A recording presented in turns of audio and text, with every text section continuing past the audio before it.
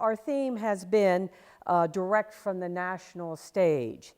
5 months ago, Karen and I were talking about, it doesn't seem possible, 5 months ago at the 2017 Smithsonian Folklife Festival, the circus arts were celebrated by performances, demonstration, hands-on activities, and narrative stages for the 50th anniversary of the Folklife Festival.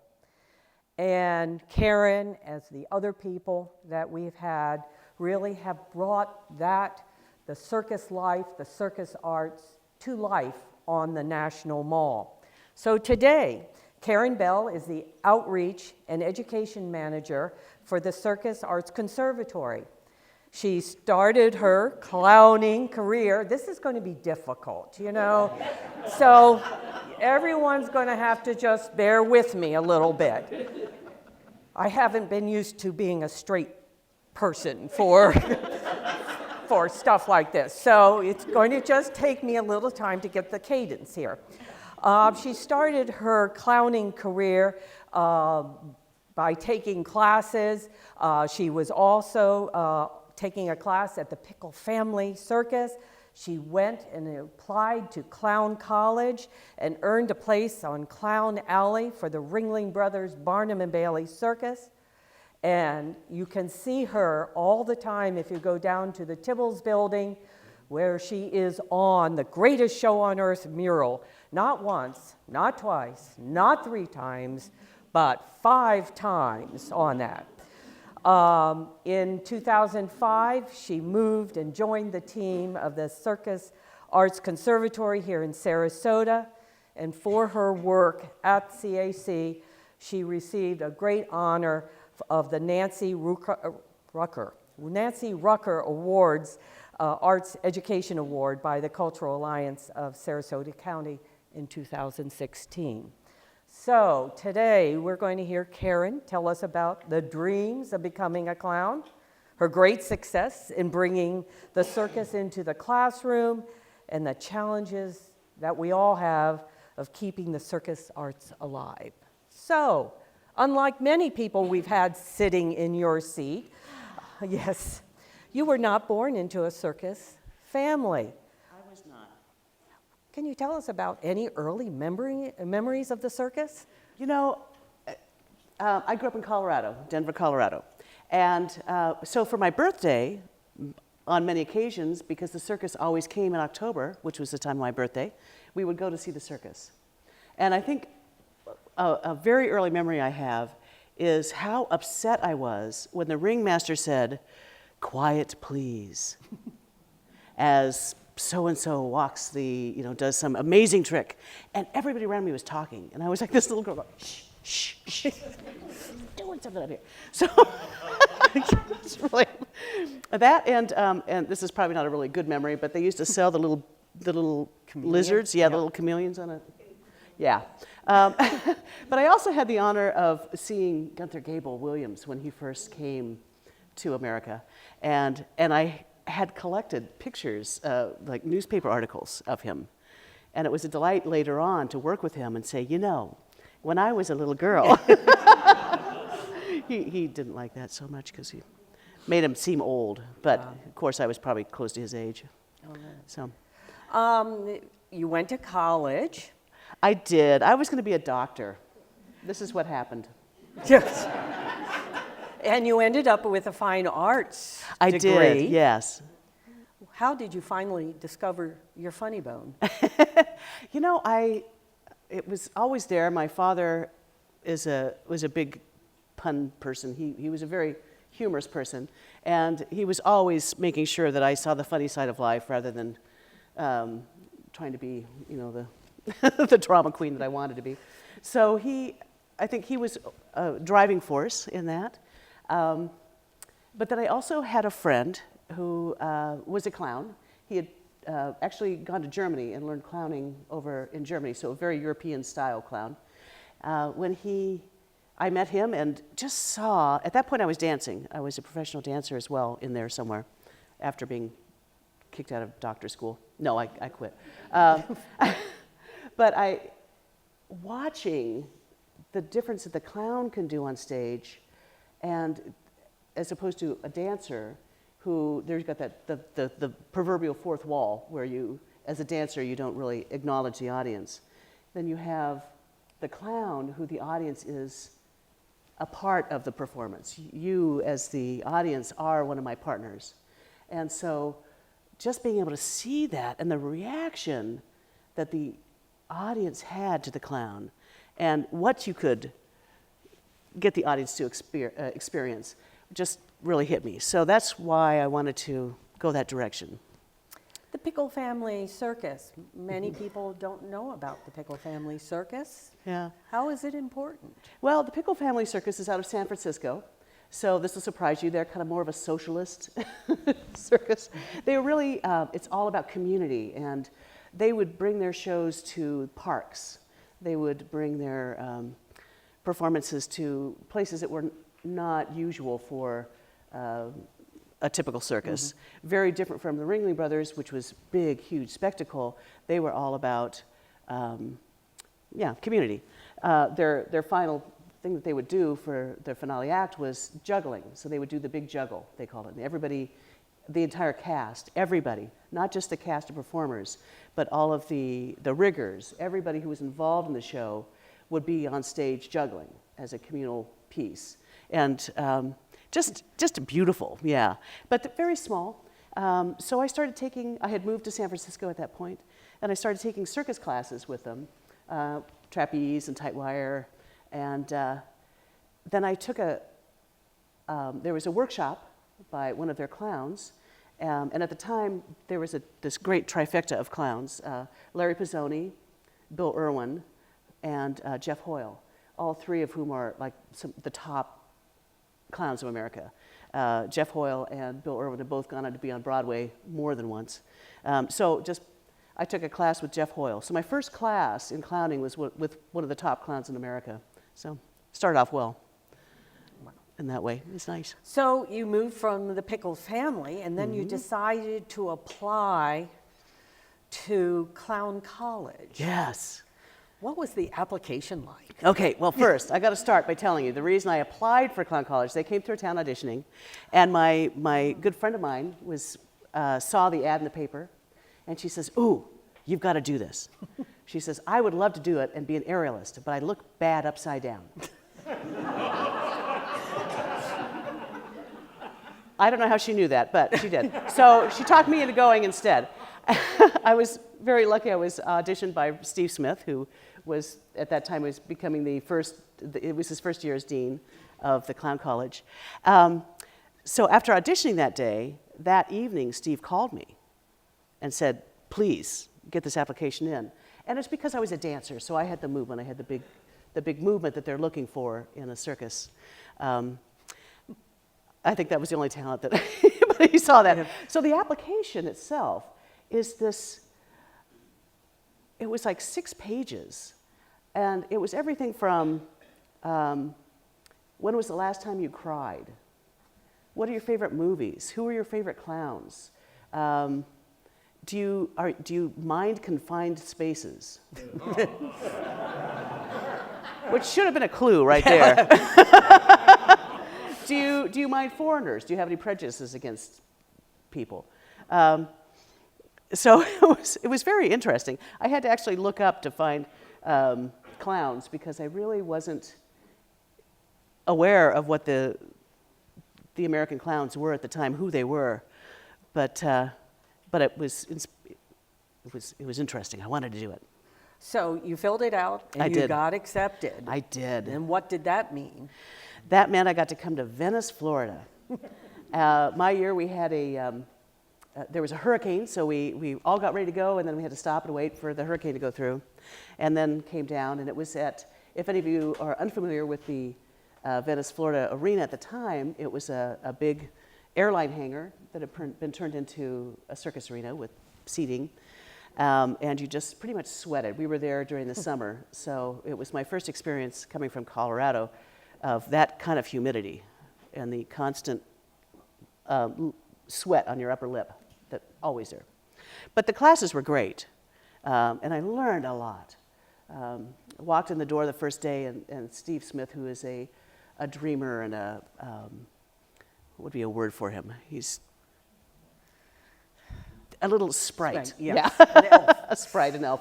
Yeah, he opened the doors, and there was circus music playing, and all of the circus students, there were 60 of us, were outside, and we were invited into balloons and bubbles and color, and he just made it this magical place. You were just like, it's like Willy Wonka in the Wonderland. You're just sucked into it.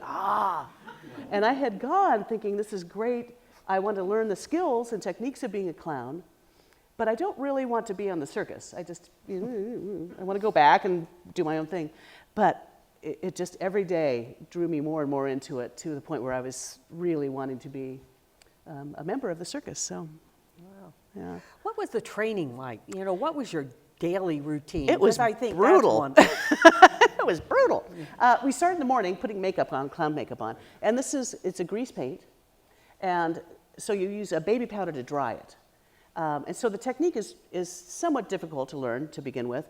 If you get it on too thick, then it's like you got Crisco on your face for the day. And they would make us wear it all day long. So we get used to it and learn how to deal with it when you're dribbling and you're sweating and whatever. But that meant that you would put on these makeups that were just horrendous because you're just learning how to do it, and then you had to wear them all day. And I had originally started, it was a learning process. There are 3 kinds of clowns. There's like a straight man, the white-faced clown. There's kind of the goof, which is the Auguste, and then there's a character clown, which is kind of a different type of clown, like an Emmett Kelly character. And I thought, well, I'm a dancer. I should be a white-faced clown. I'm going to be beautiful and walk around in gorgeous costumes all the time. And I put the white-face makeup on my face, and I realized that I looked like the Pillsbury Doughboy. Not a good look. So through time and through the classes that we took, I realized that Auguste was a better choice for me because I am a bit of a, as I was telling you beforehand, my mother used to call me Princess Grace because I was constantly falling and tripping, and I was always hitting things and bruises everywhere. So the Auguste was definitely the choice for me. So you had the makeup on. So we had the makeup on, yeah. So then we had classes. We started with, they broke us up into 3 different groups. So we would have mime, improvisation, we would have juggling, we would have acrobatics, we would have different classes as well on the history of clowning. They brought road clowns in to talk to us about what it really was like to be on the road. We would have classes on how to do publicity in front of an audience, because that would be one of our jobs. At night, we would come back. We'd get to go home for dinner and take our makeup off. And then we'd come back in the evening, and they would have movies for us playing. That would be everything from Fawlty Towers to all the great cartoons of the, the Warner Brothers, Roadrunner and Coyote and all of those kind of cartoons, just to see, because all of that stuff it's pure clowning. And who were your professors of mythology? Oh, the professors of mythology. Well, Steve Smith, of course, was the dean of Clown College. We had the amazing Lou Jacobs, who was Dolly Jacobs' father, would come and teach. Frosty Little. We had my now partner would teach improv, which is Robin Urich, right down here. That. Who else? We had. Well, there were a bunch of them. Still, lots of them. Yeah, we did a we did a mask class. It was quite interesting. That we were the only year that did it, though, 'cause it wasn't popular with the students. So. What was it like training in Venice, Florida? I mean, Venice coming from Denver. Right. Cultural shock. Or even better, San Francisco. It's Or even San more of a Cultural cultural shock. Yeah, there was nothing. But we were working, though, 12 hours a day, so we really didn't see much of Venice. The only thing I really saw of Venice was the arena, and then our hotel, which was on the beach, which is really nice. So we had a little beach thing going. But to go do any, to find anything, if you needed any kind of prop or fabric, I remember going to buy fabric, and it was a, what do they call it? It was a store, fabric store, but they only sold it in, like, all the fabric was cut out already. So, what was it called? Yeah, well, no, it was bigger than quilt squares, but it was like you had 2 yards of fabric, and that's all you got. So you didn't get a choice of, well, what if I needed a 2 1/4? You know, you didn't get that. You just took what you got. So stuff like that. Okay, and you were very lucky because there were 60 people in the class. How many people got a contract that year? Yeah. So we were in a good year because a lot of the people on the road had left. There was discontent in the alleys. So they had lost 12 clowns. So out of the 60 of us, 12 of us got contracts, which was really good. In many years in the past, there'd been 2, 5 people would get a contract, and everybody else would be, you know, here's your clown shoes, go home, bye-bye. So it was a good year for us. And it was also a good year in terms of going on the alley. On the show, the Clown Alley was 24 people at the time. So with us having 6 of us coming on the road, it was a pretty big number.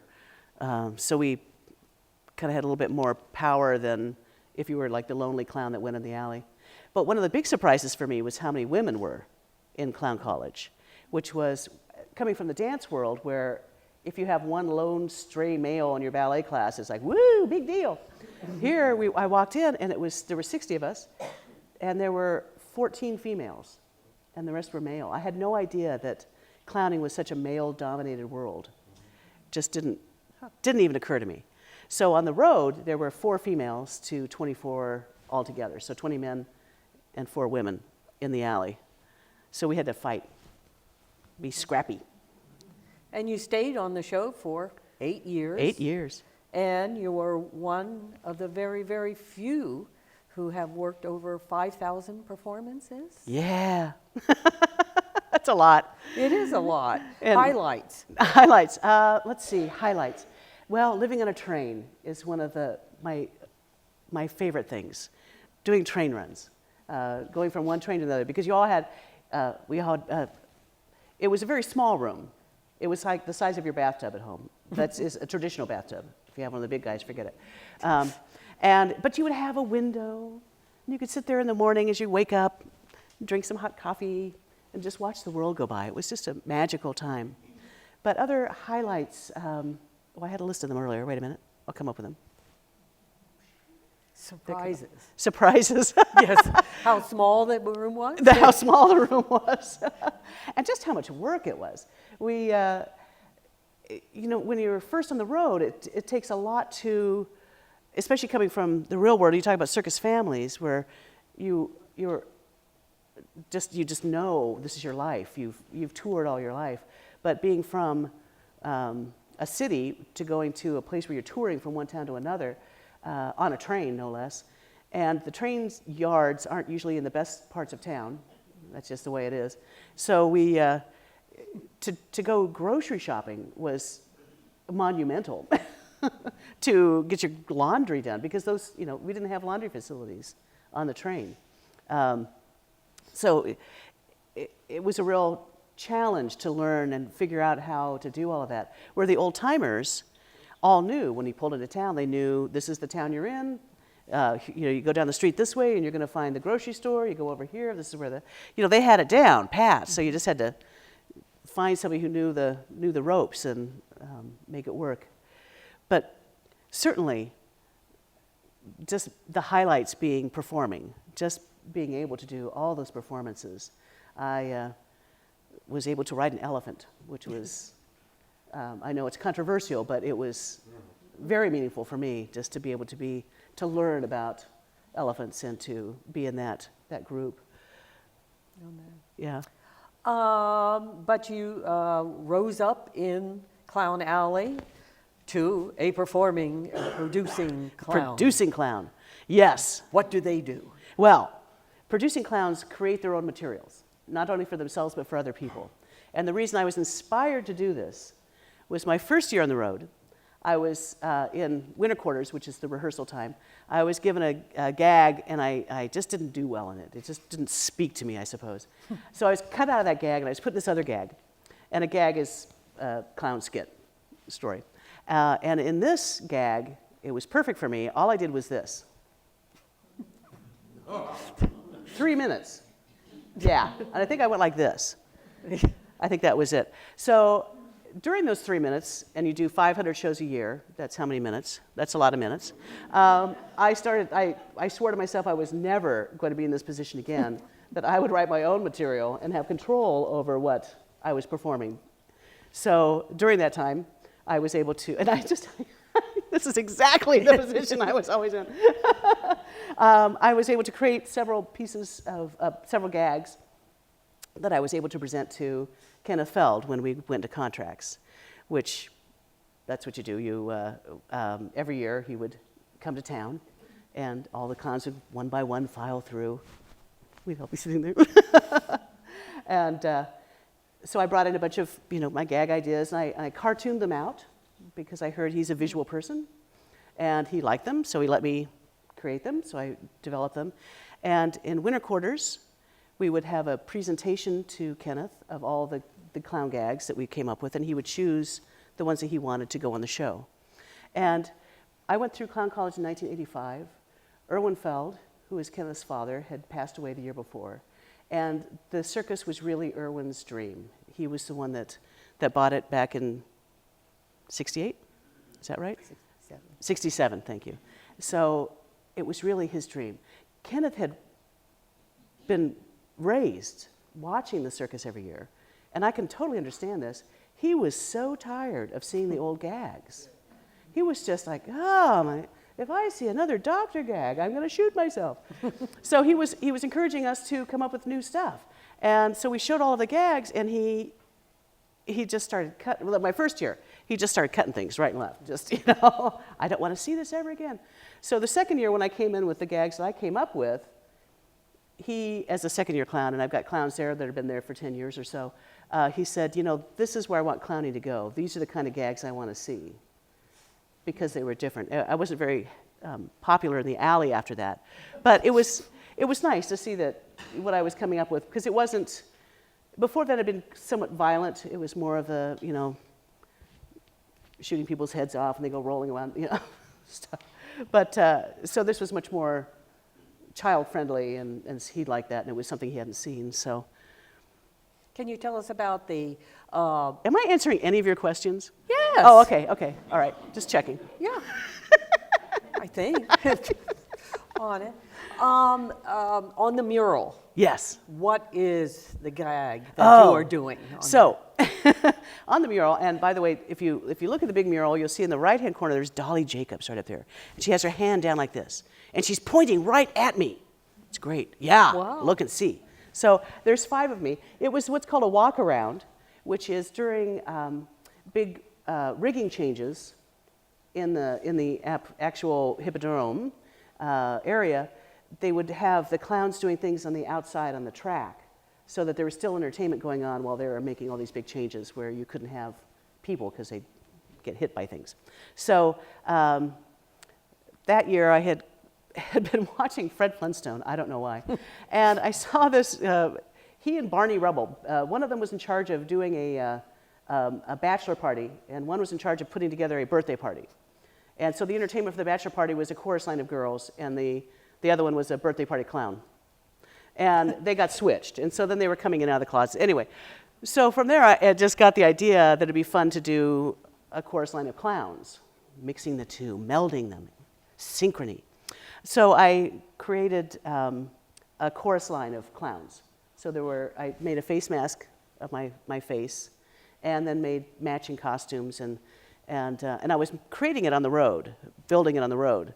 So every alley you'd go into, when you go to the dressing room, there'd be like arms hanging up as I was making those, or feet, and different body parts hanging up as they were drying because they were being created. Anyway, so it was a five-person, and then they all had a bar. You've probably seen something similar since then. They've been around, but so they would move. One of my favorite was my husband's family was in town, and his father came up and says, "Now, which one was Karen?" No. I was good. Yeah. So can I tell you really quickly one story? Yes. So we went into winter quarters that year, and I was going to show this gag, and so we have in winter quarters. For the gag presentation, we had Kenneth Feld and his, the vice presidents down there and all the people who were in charge of making these decisions. And I come through the curtain, and I come down the track, and they're laughing their heads off. And I've got this on, and I'm doing my thing, and I'm thinking, I'm rocking. This is the best thing ever. I am so good. And then I realized that the head on the last one fell off and was rolling down the track. Luckily, he didn't make me do that every show, because that would have been hard. So after 8 years with the big one, Uh-huh. you decided to make a change. Yes, And you went back to Denver I did. and clowning by Karen? Yes, yes. So I think the main reason I left the road was it's just, you're working on cement, and it's just really physically hard on the body. But it also, the clown gags were limited to like a 4-minute piece at most. And I really wanted to do bigger productions. I wanted to do a full one-person show. So that's the main reason I left, was I was really wanting to develop my skills further. And so I went back to Denver, and I built I had 5 different one-woman shows I would do at libraries and fairs and festivals and that kind of thing. Yeah. Wow. So in 2005, you came to Sarasota I did. and joined the Circus Arts Conservatory Yes. and headed up the education and humor therapy. Mm-hmm. You want to talk about that experience? Yes. So originally, when I came on board, I was part of the humor therapy program, which goes into nursing homes and skilled nursing homes, ALFs, and other facilities that have folks that can use our skills. And it's all about memory stimulation and just bringing joy into places that might not be quite a happy place. It's also about building relationships between yourself and the people that are in the nursing home that you're working with. So a lot of, being down here, a lot of family members don't live in Sarasota. So having a friendly face that they would see on a regular basis is huge. I developed a program for mid-stage and late-stage Alzheimer's, which was really, I think, one of my proudest achievements. Mm-hmm. And using circus as the catalyst to bring back memories, because people in their 80s and 90s, they all went to the circus. They all had that experience. So being able to equate that back and bring in memories was very, very powerful. During that time frame, the superintendent of Manatee Schools came to the circus, to our circus, saw the production, and came to Pedro and said, I want this in my schools. I want you to bring circus to Manatee County Schools. And he made it possible for me to come into a middle school and an elementary school to do programming. And that was, 11 years ago, and we've been with those schools since then. And that became, the education program started there. But it was like a back and forth thing, because I would do that, and then I'd go back to humor therapy. And so in 6 years ago, 2011, we decided to create a education program itself that was dedicated specifically to education, and brought on board my old improv teacher once again, and started working in science and physics. So as the catalyst, which is great when you're talking physics, which is all these abstract things, concepts, gravity and friction, and how do you explain that? You can read it in a book, but what does that mean? So to pair it with a circus act and say, okay, now here, this is why we need friction here, here's why we don't need friction, here's why, and why the circus performers use that, use those concepts, why, physics is so important in the circus, really stands out in kids' minds. They're able to remember it better. Well, one of the exciting collaborations that you're doing with the education is the University of South Florida Sarasota Manatee Center for Partnership for Arts Integrated. I don't get to it. Oh, well, teaching Yes. on that. And you've given presentations nationally about this. Can you talk about the exciting possibilities and the different levels of schools? Yeah. So arts, luckily in Sarasota County, arts integration is a very big movement in the schools. And arts integration is taking a core subject like math, language arts, science, and pairing it with an art form so that all types of learners are able to understand it better, so that somebody who is visual can understand it just as well as somebody who can read a book, as to a kinesthetic person that has to touch everything, which is me. So it really captures everybody's able to learn from whatever learning styles. I'm repeating myself now. So the Center of Paint, that's what they're teaching teachers how to teach arts integration in the classroom and create those programs. So being a part of Paint is huge because it's thank you, validifying, there we go, validifying what we do, as well as then we're able to learn from them. We've also been presented to the National Science Teachers Association 2 years in a row, which was great to be able to pass on that information. And our real goal is to make this a national program that we can help teachers around the country use arts integration as a tool to affect their students. And with the University of South Florida, you've gotten a lot of evaluations of the program. Yes. On what are the results. Yes. Of it, which Yes. has never been done before. Right, and we're still working on that. We're trying to find some money, so if anybody out here is rich and wants to donate $100,000, that'd be great. We want to, because there really haven't been any studies to really validify arts integration. It's all really quantitative. So what we would like to do is use the circus arts and the programming that we've been doing and research it in terms of how the students are affected by it, and get that hard research data for. And this sort of leads us into the 2017 Smithsonian Folklife Festival. Yes. What was your job at the festival, and how did you prepare? Well, my job was to be really pretty, and I went to the hairdresser every day. That wasn't it, was it? No. Okay. We had, with USF, we collaborated with a circus tent that was education. So it was all arts integrated teaching. We have the lesson plans are online so that teachers can get that information and use those same lesson plans. We worked with the USF, so at the beginning, it was like a year in advance, we started working on, we had lesson plans already in place, but we wanted to develop more lesson plans that could encompass more circus acts to use as lesson plans, lesson templates for teachers, and then also be able to use those in a cut-down version in the tent itself, in our education tent. Because being it's a festival situation, you're not going to get kids to stay there for 45 minutes to learn a lesson.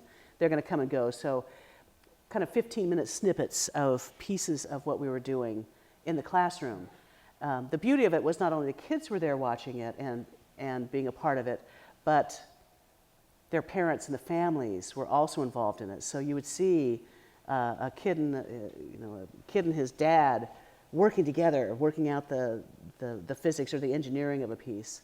One of our pieces with the Circus Arts Conservatory is called The Marvelous Miraculous Circus Machine, where we create a big giant cause and effect machine similar to, do you remember the game Mousetrap when you were a kid?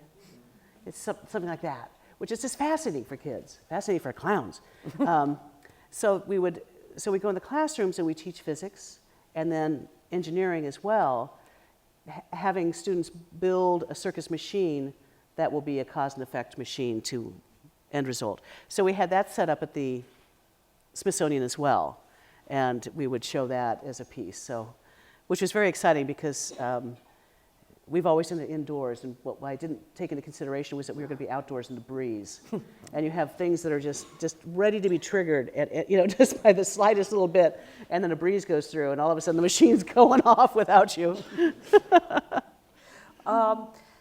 What was the highlight of the 10 days on the National Mall where it's very, very hot? Yes, it was very hot. I think just the first highlight was coming into the mall and seeing the tent right there on the mall. The tent was the mall and the tent, and there's the Washington Memorial right behind it. Just amazing. And the amount of people that came through and experienced circus in all these different ways, because we had our tent set up with performances. We had our students training, so we had an area where you could come in and watch students training to be circus performers. We had student performances, and then there were stages set up for narration stages set up. And just to see all these different amazing pieces of circus and how deep it really is, not only in the cultural society of the U.S., but that you find clowns and circus in the hospitals, in nursing homes, in education, in just entertainment. And then we also had a day that they do every year with the Smithsonian, where students or kids and families with kids that have that are on the Asperger's syndrome or that have sensory issues that makes it difficult for them to be around a lot of people all at the same time. We have a day where they came in early and were able to experience the circus, the Folklife Festival without everybody else being around. So we were lucky enough to be invited to be a part of that as well.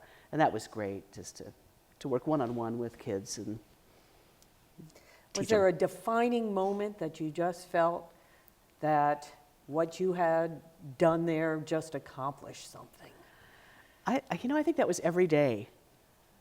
I really do. Just every day you walk in and you look around the tent. We had 10 tables set up with 12 chairs around each table, and have every single one of those filled up with kids, just creating. They weren't on their iPads. Yay! They weren't in the second dimension. They were in the third dimension. They were creating and learning and having fun and experiencing circus. And doggone it, I didn't have one person out of 700,000 people that came through say they were scared of clowns. I can't tell you what a relief that is. That's all you hear. Would you like to talk about that? Let me talk about that. Oh, that. With the closing of the Ringling show, many have said, the circus is dead, but we know that's not true. True. What do you think about the future of the circus arts? I think it has a bright future. I think we're still finding out what that is. But I think the Pickle family circus started it, the Big Apple Circus, Cirque du Soleil. I think 20 years ago, there was started to become the trend of circus. I don't think it's just all of a sudden stopping and we have to refigure what we're doing. I think it's already there. It's just more redefining it probably more for the public than anybody else. I think we, as a circus community, understand that going back to smaller is better, going back to a one-ring circus, going back to theatrical pieces is the wave of the future, as opposed to the big extravaganzas of the 1940s, which was the 10,000 seat tent that you see in Tipple Center here. And just I think the artistry is the same. I think it's becoming more theatrical, I would imagine. Although I'm thinking back to the 40s, that was pretty theatrical in itself, when you had those big parades of stuff going on. Youth circus in America is enormous. It's huge right now. We had at Smithsonian, how many youth circuses were there? There was at least 10, wasn't it? Yeah, 10? yeah. One of the poor Smithsonian, they hadn't ever had this happen, that they had so many children as part of the folklore festival. They were everywhere. So we had, Sailor Circus. 500 people. Yeah, Sailor Circus had like 40 kids come up, plus then all the chaperones had to be involved with that. And so there had to be 200 kids roaming around the mall. and trying to keep track of all of them and make sure that everybody's safe and sound in the right place and the right time. And wow, the Smithsonian was, that was something new for them. You said from the beginning that you had to look up what a clown was. Yes. Now you've had a few years under your belt of clowning. Yes. What would you say a definition of clown would be? Oh, that's tough. You know, I can't give you I've never gotten a statement out, but I think the clown is the everyday man. When you go to a circus and you're seeing these people doing all these extraordinary things in the air, what the clown does is to bring it back to life. That, you know, as an audience member, you're not going to say, oh, I can get up on that tight wire 20 feet up in the air. Oh yeah, no problem. You're astounded by it. You're amazed by it. But the clown brings it back to, yeah, this is really cool, but here we are, and that's cool too, to be a clown. I always say the person that I aspire to be is Miss Piggy. That's Yeah. So really, that's, you know, so it's really, the clown is, they say it's like the clown is the baboon and the artist. You know, it's the true artist, but with failings like we all have. And my being able to bring in my art background and my dance background and now most recently my science background, it's really, it encompasses my life. So you do teach. I do teach, yes. Clowning. Like this, in middle schools. We like to scare them. Yes. In a So good what way. would you say to a person who would come up to you, a child, and say, when I grow up, I want to be a clown? I start being very happy. Actually, you know, it's cool because with Sailor Circus, we teach clowning as one of the courses, and the beauty of it is we have one of the gentlemen that was in clown college my year that went off. It was a clown for several years, and then went off to become a flying trapeze catcher, and has come back. Went back to Ringling Bros for many years in management, and is now in Sarasota. And we are teaching his son to be a clown, and he is phenomenal. He was with us in the Smithsonian up in D.C. So I would love to see clowning continue. And there are those people who want to be clowns that are kids. And it's just a matter now of finding where they can find that training, which is kind of the hard part. Luckily, Sailor Circus, we have a program for clowning, but Clown College closed down in 1997, 98. So that clown college that I went to, and I was able to learn this incredible training and really try out my skills, is no longer there. And truly, with Ringling closing, that was really where I got my chops, because doing all those shows, you had a chance to fail. And then 3 hours later, you had to do it again and figure out what it was, where you failed, how did we fix it? Or the audience is laughing at you and you're like, what did I do that was funny? And having to go backstage and go, what was that? And adjusting to make that happen. So being able to be out there, because they say being a clown, you can't learn how to be a clown in a studio without anybody there. You have to have the audience to respond to you, to really understand where you're going right and how you're actually affecting the audience. So we're coming up to the circus season in Sarasota. Would you like just to do a shout out on possibilities for people wanting to see circus? I can't imagine what might be happening. Let's see. There's a lot going on. We have actually Saturday night is the Sarasota Parade, and they are focusing on circus this year as their theme, because this is the 50th anniversary of The Greatest Show on Earth that was filmed in Sarasota. And was actually, the preview was at the Sarasota Opera House. Mm-hmm. We have Sailor Circus, which is our youth program, will be over December 27th. I'm looking at my marketing person. And that will be running for a week. We have, I think, 8 shows. And then we have Circus Arts, the Circus Sarasota Winter Show, which will be out at UTC and that's in February and into March. And then again in spring, we have Sailor Circus production as well. So It's a full season yes. as well. And then we also have the Circus Machine. We have 2,000 students coming to see our big part of our the Marvelous Miraculous Circus Machine is after the kids do curriculum in the classroom, they get to come and see a giant circus-sized machine that's intersected with circus acts. So they can see that their machine that was built in their classroom is the same as this giant piece. And that's in January too. So it's a very busy time for us. It is a busy time. And on January 13th, we have the Ring of Fame for those who have not gone out to St. Armand's Circle and to see the induction ceremony for those individuals who have really been outstanding in the field of circus. And including one of our own, Circus Arts of your Conservatory's Chuck Sidlow will be one of those inducted. On that this year, as well as, if you were here 2 weeks ago, Cedric Walker will also be inducted. So it's a wonderful time with music as well as wonderful, wonderful people being inducted into the Oscar of the circus And world. that day too is a Windjammers performance, which is also at the Sailor Circus Arena. And no, it's at the Big Top, excuse me. It's going to be at the Big Top yeah. this year. And we also have, kicking off our next season of Collecting Recollections, we will have a viewpoint.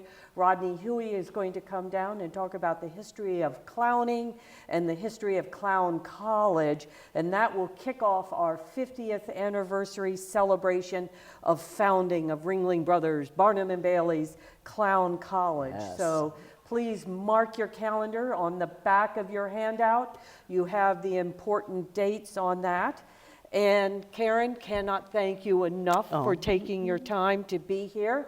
Thank you. And we have a reception in the back for coffee and very good cookies, especially the coconut and pecan are very, very good. Don't tell them. They'll all go for that one first. Save one for Karen, at least, for that on it. Again, thank you all so much for coming. It's a wonderful pleasure. And again, this is an important program for the archives, the Historic Oslo Theater, and our education department. So I thank you for your support, and thank you, Karen. Thank you.